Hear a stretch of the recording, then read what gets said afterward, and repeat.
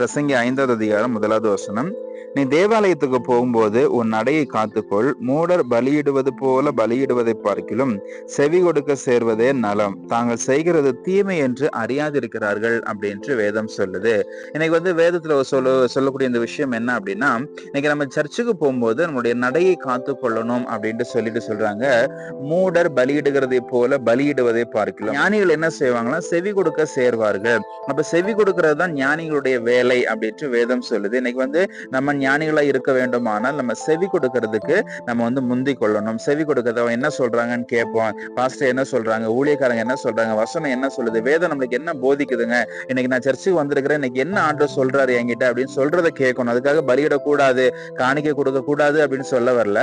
But இன்னைக்கு நிறைய பேர் என்ன செய்யறாங்க அப்படின்னா, காணிக்கையை நிறைய கொடுத்துட்டு அப்பாட நான் காணிக்கை கொடுத்துட்டேன், நம்ம அவருடைய வார்த்தையை கேள்படியாம போனாலும் ஒரு சில விஷயங்களை கொஞ்சம் மிஸ் பண்ணாலும் பரவாயில்ல அப்படின்னு நினைச்சுக்கிறாங்க. பட் வேதம் அதை சொல்லல.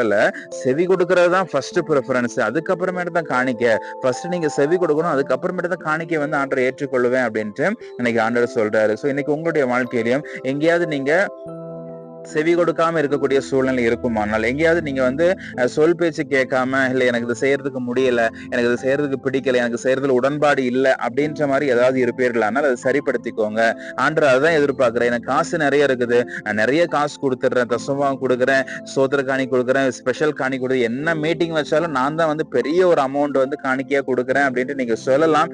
நல்ல விஷயம், தவறு கிடையாது. அதே சமயத்துல நீங்க செவி கொடுக்கல, நீங்க பாஸ்டருடைய வார்த்தைக்கு கீழ்ப்படியல அப்படின்ட்டு இருந்துட்டு இதை செய்யறீங்க அப்படின்னா இது பெரிய அளவுல பிரயோஜனம் இல்லை அப்படின்ட்டு தான் இன்னைக்கு வேதம் சொல்லுது.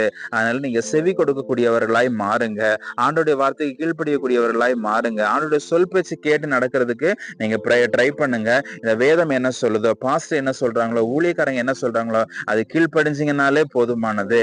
அதுக்கப்புறமேட்டு நீங்க இந்த காணிக்கையை செலுத்தும் பொழுது ஆண்டவர் சந்தோஷத்தோட ஏற்றுக்கொள்வார். அதனால ஃபர்ஸ்ட் கீழ்ப்படியுங்க, அதுக்கப்புறம் ஆஃபரிங் கொடுங்க. ஆண்டவர் உங்களை அதிகமாய் ஆசீர்வதிப்பார்.